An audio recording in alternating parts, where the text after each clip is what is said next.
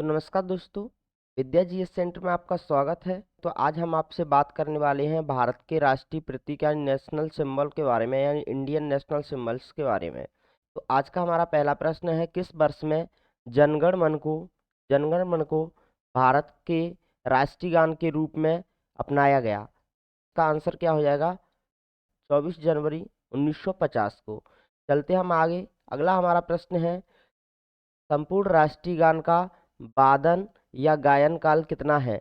इसका आंसर हो जाएगा 52 सेकेंड। इसका आंसर क्या हो जाएगा? 52 सेकेंड। अगला हमारा प्रश्न है, भारत भारत शासन द्वारा राजकीय चिन्ह कब से अंगीकृत किया गया?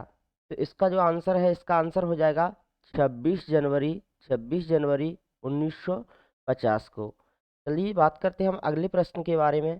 तो अगला हमारा प्रश्न है, भारत की संविधान सभा ने राष्ट्रीय ध्वज को सर्वप्रथम कब स्वीकार किया? तो इसका जो आंसर है, इसका आंसर हो जाएगा 22 जुलाई 1947 को। चलिए बात करते हैं अगले प्रश्न की। तो अगला हमारा प्रश्न है, राष्ट्रीय ध्वज राष्ट्रीय ध्वज की लंबाई और चौड़ाई का अनुपात क्या होता है? तो इसका आंसर हो जाएगा 3:2। चलिए बात करते हैं अगले प्रश्न के बारे में। तो अगला हमारा प्रश्न है, भारत का राष्ट्रीय पशु है। तो भारत का राष्ट्रीय पशु कौन सा है? तो भारत का राष्ट्रीय पशु है बाघ। चलिए बात करते हैं अगले प्रश्न के बारे में। भारत का राष्ट्रीय पुष्प है। तो भारत का राष्ट्रीय पुष्प क्या है? तो भारत का राष्ट्रीय पुष्प है कमल। भारत का राष्ट्रीय पुष्प क्या है? कमल। बात करते हैं अगले प्रश्न की। तो अगला प्रश्न है, भारत का राष्ट्रीय भारत का राष्ट्रीय पक्षी कौन है? तो भारत का राष्ट्रीय पक्षी है हमारा मोर। अगले प्रश्न की बात करते हैं। तो अगला हमारा प्रश्न है, भारतीय राष्ट्रीय ध्वज में चक्र किसका प्रतीक है? तो चक्र है हमारा न्याय का प्रतीक। इस चक्र में कुल कितनी तीलियां होती हैं? तो इस चक्र में कुल 24 तीलियां होती हैं, ये भी आपको याद रखना है। अगले प्रश्न की बात करते हैं। तो अगला हमारा प्रश्न है, तो भारत के राष्ट्रीय ध्वज में कुल संख्या होती है कि कुल संख्या होती है 24, यानी तीलियों की कुल कितनी संख्या होती है ये पूछा है। तो ये हो जाएगा हमारा 24।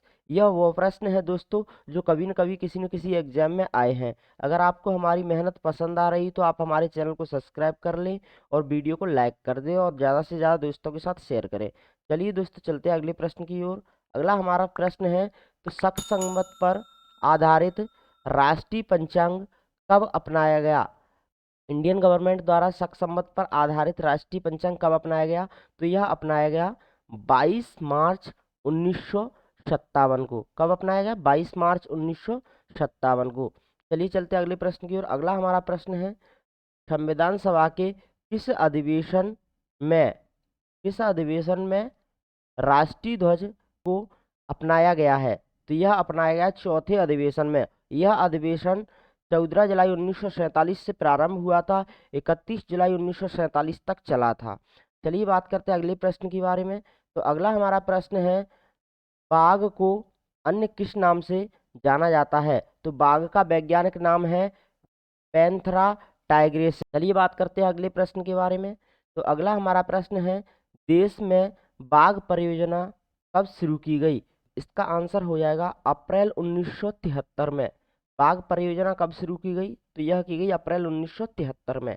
अगला हमारा प्रश्न है, कमल का वैज्ञानिक नाम क्या है? तो कमल का वैज्ञानिक नाम हो जाएगा नेलम्बो न्यूसीफेरा।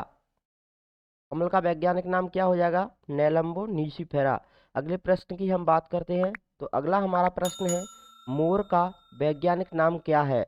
नाम है पावो क्रिस्टेटस। मोर का वैज्ञानिक नाम क्या है? पावो क्रिस्टेटस। तो चलिए दोस्तों, बात करते हैं हम अगले प्रश्न के बारे में।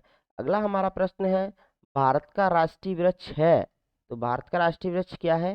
भारत का राष्ट्रीय वृक्ष है बरगद। अगले प्रश्न की हम बात करते हैं। तो अगला हमारा प्रश्न है, भारत का राष्ट्रीय फल है। भारत का राष्ट्रीय फल क्या है? तो भारत का राष्ट्रीय फल है आम। चलिए बात करते हैं अगले प्रश्न की।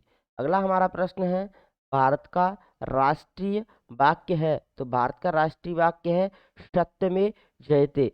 यह जो सत्य में जयते वाक्य है, अशोक के स्तंभ से लिया गया है। अशोक का स्तंभ कौन सा वाला? तो यह वाराणसी वाले अशोक के स्तंभ से लिया गया है। बात करते हैं अगले प्रश्न की। तो अगला हमारा प्रश्न है, अशोक के स्तंभ वाराणसी से क्या लिया गया है? तो यह मैंने आपको आंसर बता ही दिया है। तो इसका जो आंसर है, इसका आंसर हो जाएगा सत्यमेव सत्यमेव जयते। यह लिया गया है अशोक के स्तंभ, वाराणसी वाले अशोक के स्तंभ से क्या लिया गया? सत्यमेव जयते राष्ट्रीय वाक्य लिया गया है। तो चलिए दोस्तों, आज के लिए इतना ही काफ़ी। अगर आपने हमारे चैनल को सब्सक्राइब नहीं किया है तो आप हमारे चैनल को सब्सक्राइब कर लीजिए, इस वीडियो को लाइक कर दीजिए तथा अपने दोस्तों के साथ शेयर करिए। तो धन्यवाद दोस्तों, मिलते हैं हम आपसे अगले वीडियोज़ में।